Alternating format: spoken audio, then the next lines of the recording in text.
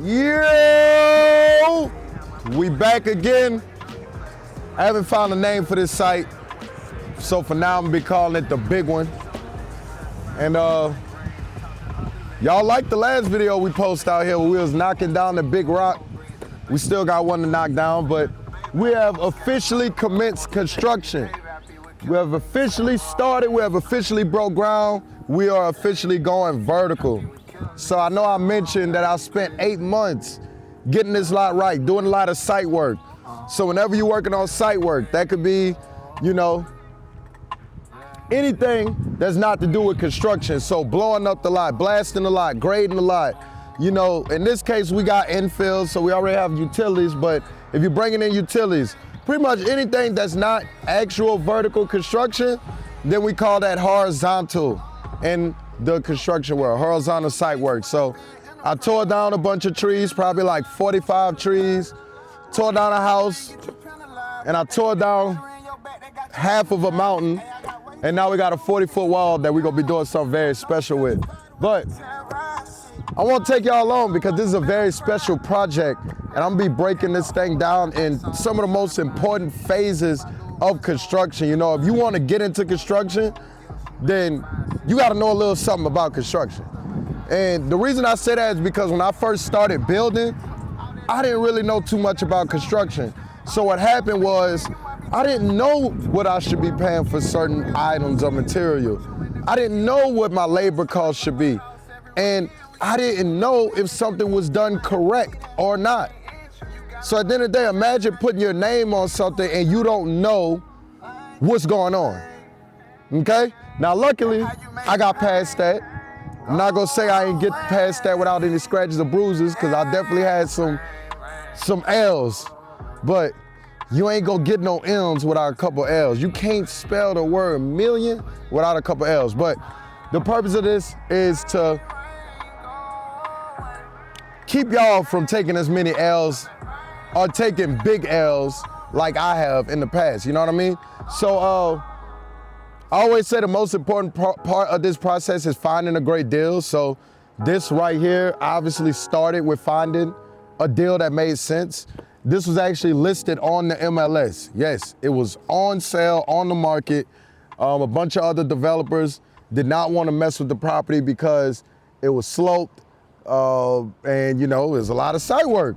And here we are now. I walked in and I'm like, hey, I'll take it on, you know, because I ended up negotiating the price of the land over $250,000 less than what it was listed for. So I always tell people the list price is a suggestion, okay? Just because it's listed at this price and you gotta pay that price, I'm gonna offer that price. I'm not gonna offer what they listed. Real estate is a numbers game, it's not emotions. Take the emotions out, follow the numbers. If the numbers make sense, that's what I'm offering. If they say no, cool, we go on to the next one. And we keep going, and we keep going, and we keep going, and we keep going. And even when we get a deal, we keep going. Because your pipeline gotta be full. How you gonna do deals without deals? So, let's talk about it. So, right now, what is going on at this lot is we have dug and poured our footers. So, this right here is called a footer. Why do we dig footers? Well, last time I was talking to y'all, pretty much how y'all had we see the orange stakes. Let me see if I can find one out here. We have those orange stakes that pretty much marks off the corners of the property, and then we pretty much dig out the first floor of the property, okay? And we dig those footers, we run rebar, and then we pour the footers. Now, before we pour the footers, we gotta have something called a rebar inspection. So it's definitely important to have your team on point. So we dug these footers and poured them in one day. And the reason being is because we had our rebar inspection ready to occur as soon as we finished digging these footers, okay? So pretty much the footers is what your foundation sits on. Whenever you dig your footers, you wanna dig to virgin soil, okay? What is virgin soil? Pretty much soil that is compacted, that is solid, that is not gonna move, because if you have a foundation that's moving, you have a problem. So look, here's some of those stakes right there, boom. Some stakes right there. So pretty much we dig these footers, we dig where our piers are gonna go. So here's our piers right here that's gonna hold up our foundation, make sure everything is flat and smooth and even. And on this lot, we actually got, a little bit of what we call the stepped foundation. You see? Step, step, step, step, step. Clap your hands. Step. You move in the name of love. Little two-step action right here. So why do we have a stepped foundation? Well, the reason being is because the elevation of this lot changes. You can see on that front side, the elevation drop. Whenever you have an elevation that changes, we gotta make sure that whenever we dig our foundation, we dig to virgin soil. In certain parts of the lot, the virgin soil may be at a different elevation, okay? So we do a stepped foundation, and it's all good because whenever we lay our block on top of this foundation, certain areas may have more block, but we're gonna bring the entire foundation to the same FFE. What is FFE? We're gonna put that on the screen, but FFE stands for finished floor elevation, okay? So our finished floor elevation for this property is 703, and pretty much what that means is we're 703 feet above sea level. Of course, Nashville is a hilly, area, is an area that's pretty high above sea level, but I could show y'all better than I could tell y'all. The way that we get that FFE is our surveyor's there to go right there. So at the beginning of this process, whenever we get this property surveyed, and I got this engineer, this is a large house, it's a big home, it's over 10,000 square feet. So whenever you're working on a luxury property like this, I would say whenever you're building a house, spend the extra money. Spend the extra money, get your plans engineered because it'll save you in the long haul, especially if you're building on an uneven surface, especially if you may run into rock, and especially if you're building a house that you go exit at millions of dollars. Because just think about it. If somebody buy your house for millions of dollars, what else can they do? Sue your ass if something don't go right. When I was first starting, I didn't know nothing about that shit. I'm putting this game out here for free for y'all. That's crazy. If you're getting any games so far, just like, subscribe, share, comment. My young ass, when I first started building, I'm just like, hey, I'm a builder, and I had to learn all these things on site. I had to learn all these things as I was going through it. But I'm teaching it to y'all for free. Damn. So that stake right there, you can see that pink little triangle of stakes. Damn, I'm about to fall. Whenever my surveyors came out here, and they got my engineer plans, my civil engineer drew up my site plan, and we came up with our FFE. We wanted an ideal FFE of 703. And then our surveyors came out here and they gave us a benchmark. So that benchmark pretty much is 696, okay? So the reason we got that benchmark right there at 696 is because we're doing a lot of site work right here. It's gonna get messed up. But when my guys come out here and do the foundation, they get their little machine, that beep, beep, beep, beep, beep, beep, beep. They do the machine, and then now they can measure, okay, how high the foundation is gonna be from that benchmark area, okay? So if we wanna get to 703 and our benchmark is 696, then we're gonna come up, a total of about, 7 feet. Whenever we dug our footers here, we had to dig our footers at least 3 feet, 4 feet in certain areas. You could go deeper if you want to. In this case, we did not go deeper because we have a lot of rock here, which that could be good and bad, but it's good in this scenario because we know this ain't going anywhere. Like I said, you wanna dig until you hit virgin soil, until you hit solid surface. Well, we dug until we hit rock because we are sitting pretty much on a damn mountain. Y'all can see all that bedrock sitting back there. Zoom in on that. See all that rock? So if they got all that rock right there, what you think they got under here? They got some rock. We dug our footers, we poured our footers, we made sure everything is solid, and now what is gonna happen is we gotta scrape these footers, okay? So pretty much what our guys are gonna do is they're gonna, you see all these dirt mounds and rocks, pieces of rock. You see that piece of rock that they pulled out? You see in the front of you all those pieces of rocks?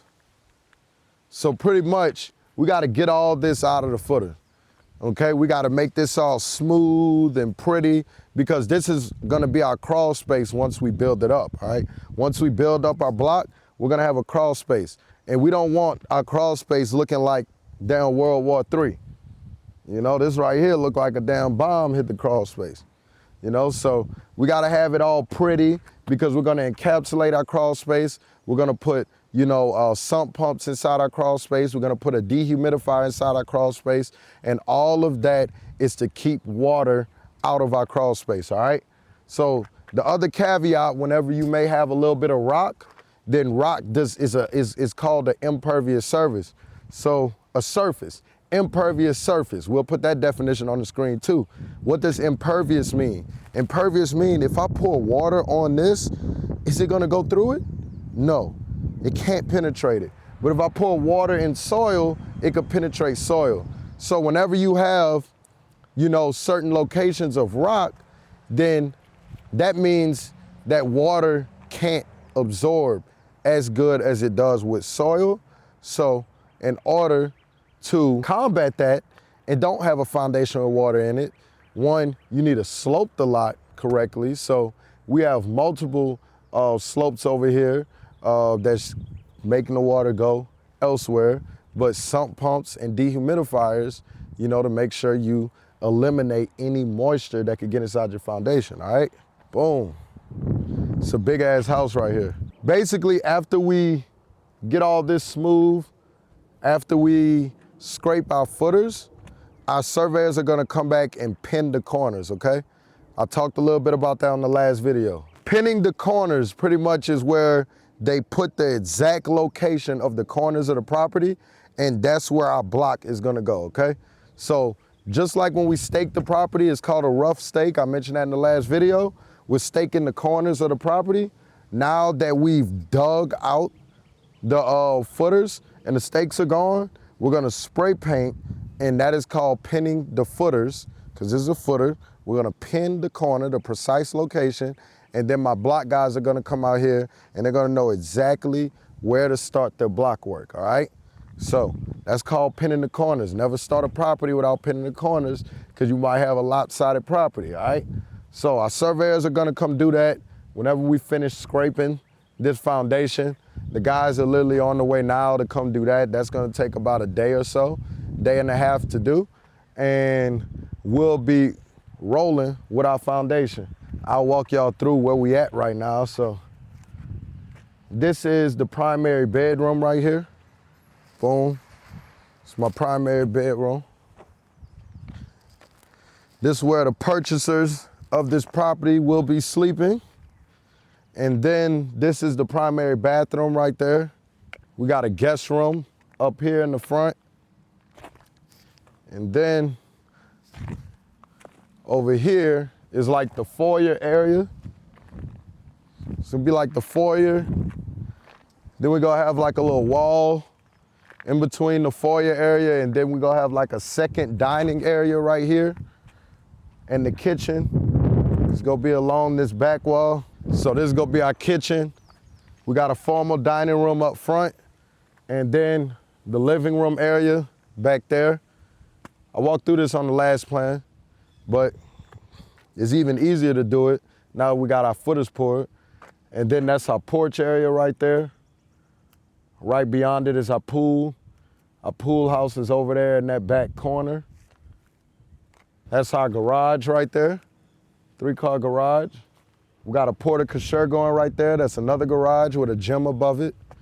And then we got a whole lot of freaking land, whole lot of land. So we're gonna show y'all that too. But before I show y'all that, I wanna show y'all, you know, some of the site work we chose to do here. One thing that I don't want with this property is I did not want a bunch of steps leading up to the property, okay? So what did we do, or what are we doing in order to get rid of a bunch of steps? Because obviously, once we build this foundation up, you know, to our ideal finished floor elevation, it's gonna be pretty high up there, you know, and I don't think the buyer of this property will enjoy having to walk up a bunch of steps to get inside the property. So what did we do? Well, we're kind of forming our own little plateau right here. Little, big, whatever you want to call it. It's kind of huge, honestly. But what we've done is we moved a lot of this backfill, a lot of this filled dirt up to the front, And of course, we're gonna have a little bit of retaining wall up here. So we're gonna have like a little retaining wall wrapped around right here. And we pretty much made like our own little plateau because that's the front porch area. And we've built it up to eliminate those steps. So pretty much this will all be built up in a way to where this is like a smooth transition. You have like a little sidewalk that you walk there, and then boom, you can walk into the house. So as you can see from there to there, we pretty much built up our own little plateau area. Nice mature tree up front. It's good to see it growing back too. I bought this lot like 8 months ago, so it was summer when I bought it. All the greenery was here, greenery. Then we went into the winter season. We had a crazy ass ice storm that killed a bunch of these trees, and it's amazing to see them back to life, especially this one right here. That's a nice tree. Very nice tree. This home is about 146 feet wide, taking up a bunch of space. So we gotta be mindful, you know that, when it comes to delivering materials. So instead of building our porte-cochere, our fourth garage and gym, instead of building that right now, we're gonna wait on it a little bit because it's not attached to the home. And what we're gonna do is, and you see we've already started doing it, we're moving this dirt over so we can have like a little pad right here where our delivery trucks could come in and then drop our material back here. Now we're behind the garage, so that's a garage, that's pretty much the end of the home. So all of this is yard. And that's why I blasted this lot. You know, I knew what price I was gonna be going for, what I was gonna be selling this for, and I just it didn't sit comfortable with me feeling like there would be no backyard. So I made my own backyard. I got more real estate. So we blasted this, and this is all the space we got in the backyard now. The house ends up there, as y'all can see. And we got all of this space back here. So a lot of space for a nice big ass backyard. Shit, you can run 40-yard dashes back here.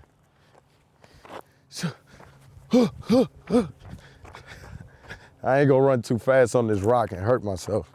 But let's go on up to the top. I gotta give y'all a great vantage point, huh? You ready to walk to the top, bro? Hell yeah. Let's get it.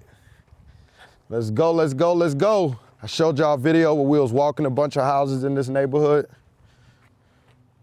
And that always helps, you know, to see these houses as they're built. I'm always a student of the game, you know?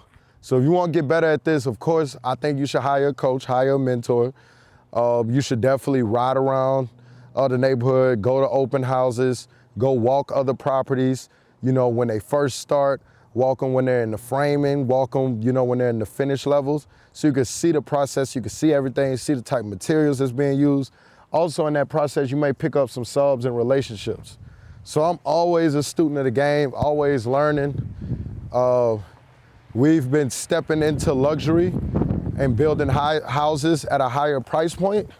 So at the end of the day, we want to prepare ourselves as best as we can to deliver on these products. This has been like my good luck tree.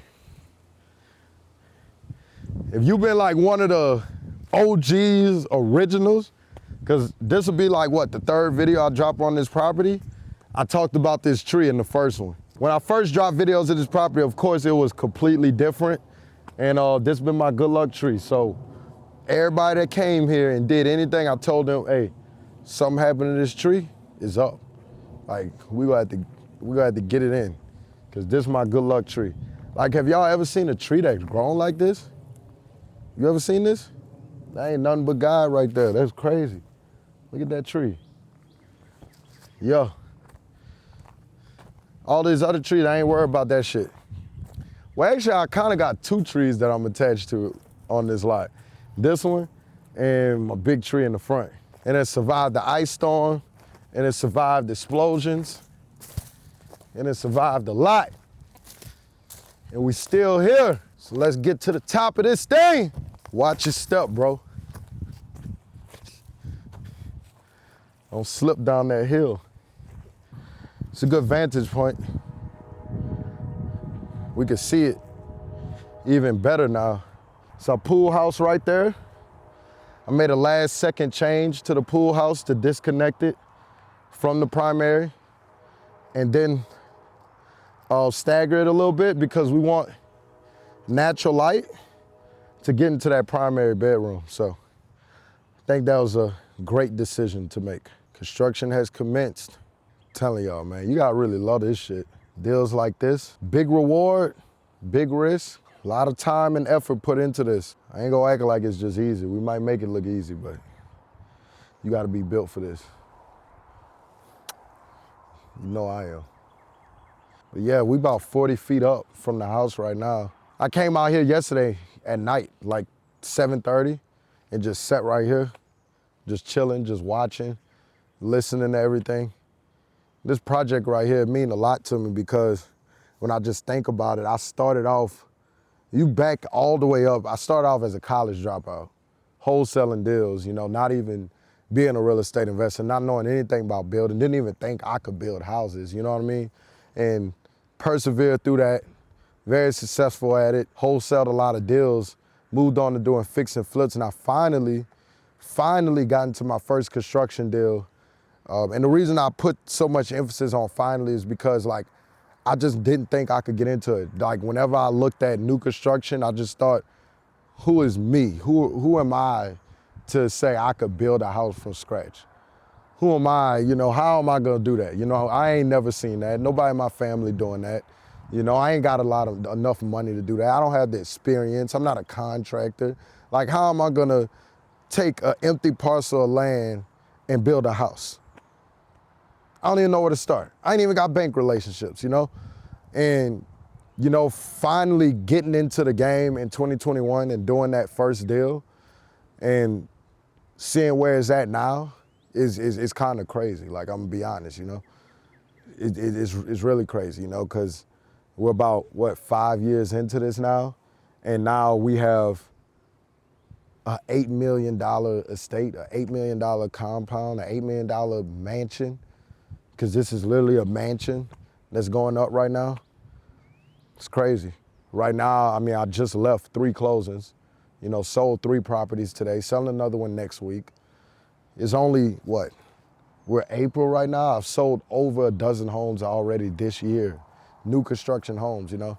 So to fully transition out of wholesaling and fix and flip real estate, it's crazy. Never thought that I'd be doing that, you know. Wholesaling is like my lifeline. I'm like, damn, how would I ever stop wholesaling? And I literally stopped wholesaling and got bigger, you know? So don't be scared to take that next step. Don't be scared to, you know, even if you've had success in something, don't be scared to chase more. You know, don't be scared to go bigger, you know, because this shit right here crazy. I had a lot of thoughts that try to hold me back, like, nah, man, you just stay where you at wholesaling. Stay comfortable doing that, you know? And I'm not saying anything wrong with that, but I always knew something was bigger. And the money is good and all, but I found that this is my true passion in real estate. You know, I never really loved wholesaling. It was cool and all, but I think I was just in that for the money. I know I was just in that for the money. You know, I'm in college. I was scared to graduate, like literally. And it's crazy because I had a 3.9 GPA in college. College was easy, you know, but I was scared. I was scared to go out into the real world and have to get a job.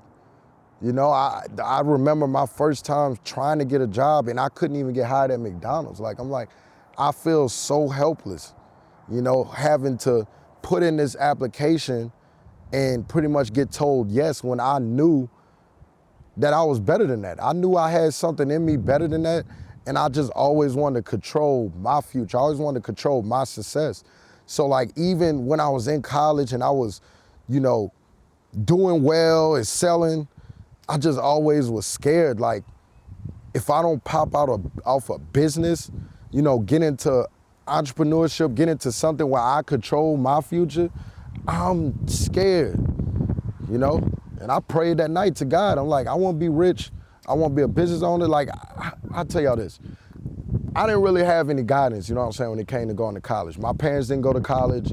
I didn't really have nobody in my family I could look to, you know, when it came to the college situation. I got some game, you know, from people in my family, but in my immediate family, none of that. I was an athlete until I wasn't. I thought I was gonna walk on and play football somewhere. I pretty much made my college decision because that's where my friends was going. And I didn't even know about orientation until like 2 weeks before. So I'm telling my mom, hey, we gotta do orientation. I gotta sign up for this orientation. I made my decision to go to college. This is back in 2016. I remember going to the orientation, this University of Louisiana Lafayette, UL. That's where I went to college at. And I remember being in the orientation and we came to the part where we was picking out our majors. And it's like this big long packet, this big long list of things. You know what I'm saying? It's like, you can major in this, you can major in that, you can major in this. And I didn't even know which one to pick. And then they started, like, whoever was there, like one of the RAs or whatever you call them, they was like, well, what you want to do? I was like, I want to be a business owner. And they was like, well, choose something in business.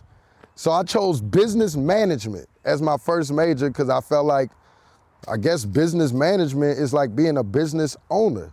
You know, you managing business, literally. That's how I chose my first major. And then we started school like, this was in like June of 2016. We ended up starting school like August of 2016. Within like the first month of school, I'm talking with one of my professors, and pretty much the professor said, well, business management is like, what did he say? He said business management is like general. You know, you're not specializing in anything, you know? So I'm like, okay. So it's not a good major? That's kind of what I was getting from it. You know, it was like business management ain't a good major. I'm like, all right, whatever. All my friends, they was like doing like nurse majors, biologist majors, you know, all this other stuff, whatever. So then I went home and I just started searching majors in business that make the most money. Like literally, majors in business that make the most money. And then I saw economists. And I didn't know nothing about being an economist, but then I changed my major to economist. Long story short, I didn't know what I was doing. I knew I wanted to make a bunch of money. I knew I wanted to own a business. And then within like the first 3 months of being in college, I realized I did not have to go to college to own a business, you know? Like I didn't have to go to college. So then I'm like, well, I'm here. I'm gonna try to pick the major that makes you the most money, you know? And then I had friends that was in college playing football, I was going to NFL. So I was like, look, I'm gonna be a sports agent. All I know is I wanted to make some damn money. I wanted to control my future. And I never stopped searching for that until I found it, you know what I'm saying? And I found that through wholesaling real estate, summer of 2018 in college. And it's the best thing I ever found, you know what I'm saying? Because as soon as I did a deal, I dropped out, I left college, president's list, 3.9 GPA, all that stuff. I did not care at all. Because I knew these damn jobs and salaries was not gonna buy me a Lamborghini. Like, simple. When I searched the price of a Lamborghini, I'm like, okay, this costs $350,000. Then I start searching the starting salaries for these jobs, and it's like 50,000, 70,000, 60,000. I'm like, what the hell? Like, what am I doing? You know, and people like, well, you have time. I'm like, no, I don't. I want to do it right now. Like Drake said, fuck being rich when I'm 40. I'm trying to make it right now. That's how I felt. And if you feel like that, there's a reason why you watching this video. If you don't feel like that, cool. You have the right to feel how you want to feel. But how I felt, I acted on it. And this is where we at today. And this is why I was up here yesterday just looking, you know what I'm saying?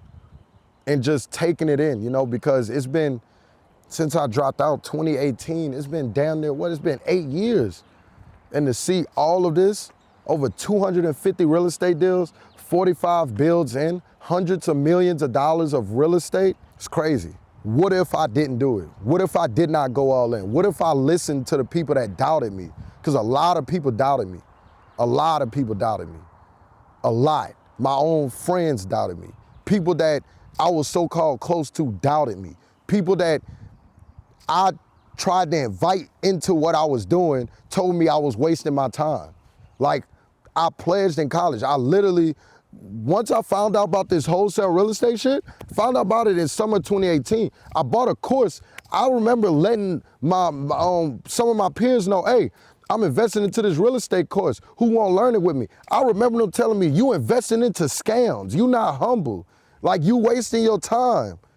If you want to be an entrepreneur, you go fall flat on your face. I literally remember this like it was yesterday. And I didn't understand. I guess that shit made me mad too. Cause I'm like, if somebody tell me I can't do something, I'm go do it. You know what I mean?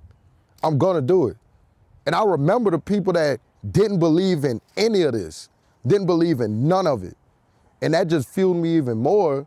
But at the end of the day, just looking back on it, God always gave me the vision. Like, I always seen it clear as day. I didn't know exactly how it was gonna happen, but I just always knew more, and I always know more. And even where I'm at today, I'm 28 years old, I got so much more to go. I always know that there's more. And I'd rather shoot for more than stay in one place. And I'm like, damn, I wish I'd have did that and regret it, you know? If I'm wasting my time, if it's a scam or if I'm a fail, at least I know it. At least I tried it and I got that answer, you know? And that's how I thought about this shit. Well, hey, if it's a scam, I'm gonna know, I'm gonna find out. But I refuse to be the person to get discouraged by somebody else and not put my best foot forward, and then I never know. And the whole time I'm watching all these people that's making it. And the very thing that I thought I could make it in, and that I knew I could make it in. And that's where a lot of dreams die, you know?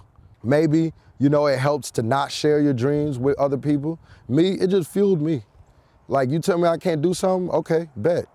You know, all those people that hated on me, all those people that doubted me, all those people came back around. All those people respect me. All those people want to do what I'm doing. All of them. And I don't say that in a negative way. I just said this the truth, you know? So at the end of the day, man, we come in this world by ourselves. We leave this world by ourselves. Sometimes the vision is just us by ourselves. You gotta go chase it. You gotta go get it, bro. You gotta go get it. 8 years could go by fast or it could go by long, whatever it is. 8 years is 8 years. I know I've done a lot in this last 8 years. I wouldn't change it for nothing. I've experienced life on a level that most people by the age of 28 wouldn't have. But I know it's just so much more to go. I know it's so much more to go. And what I've been, you know, working on getting better at is just kind of like sitting and taking it in and being like, damn, like you did that. The vision you had, it was worth it. You know what I'm saying? Leaving school, moving 10 hours away, it was worth it. You know, sacrificing friendships, sacrificing relationships, it was worth it. You know, I sacrificed a lot. I sacrificed so much to get to where I'm at today, bro. People don't even realize it. Only real recognize real. You know, if you watching this video and you recognize it, if you know, you know. You know, but it's so much sacrifice that y'all don't even see that go into getting to a point like this, getting to a moment like this. And that's what we do this shit for, you know? The money is great, but I got a genuine passion for this. I think it helps to be working on something that you actually love to do. I'm not gonna say it don't feel like work because I feel like that's cliche. It still be feeling like work. Like this shit can still get stressful. But at the same time, it's like, I like this. I know that 8, 9, 10, 11 months from now, we're gonna be standing in the same spot again, and the vision is gonna come to life, just like my entire life has been a vision. And that's maybe why I like building houses so much, because y'all see how this lot started off. Y'all see where we at now, and then you're gonna see where we end up. And I seen that the second I stepped on this lot, before it was nothing, before it was anything. That's why I love new construction, because it allows my imagination, my vision, it allows me to be creative, you know, to step into my creative bag, you know? So, not every day you get a 40-foot cliff to be on top of.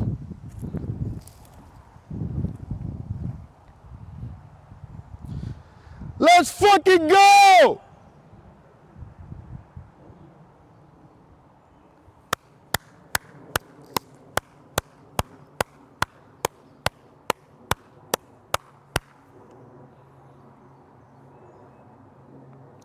Oh, oh, oh. You What's that sound? Oh, it's the sound of fucking success. Let's get it! Watch your step down, bro. But I'm gonna be taking y'all along this process. This shit crazy. Like, just look at these vantage points. I could already see the damn house. I could already see it. This is what you call a special project. And I'm gonna do better at documenting these for y'all because I've already done some special projects. But like I said, there's always more. As long as I'm living, as long as I'm here, we gonna do big shit and we gonna enjoy it while we doing it. That's what it's all about. It's all about doing what makes you happy and what gets you paid at the same damn time. Sold 3 properties today, got a bunch of others in construction. Life is great. It is what it should be. I wanted to show y'all this lot from pretty much all angles. Wanted to explain the process. You know, we got our footers dug, we got them poured. What we doing next? What we doing next? After footers? What we doing next? Concrete. That's crazy, bro. We gonna have to talk. What's going on? We have to scrape the footers. Yeah, Then after we scrape the footers, what we gotta do to the corners? You tell me. We gotta pin the corners. Pin the corners. Come on, man. When you editing this video, I'm gonna have a quiz for you. That's what I'm gonna do. I'm gonna make a quiz for you, and while you editing this video, bro, I'm gonna need you to answer the questions. How about that? All right. How about that? Yes, sir.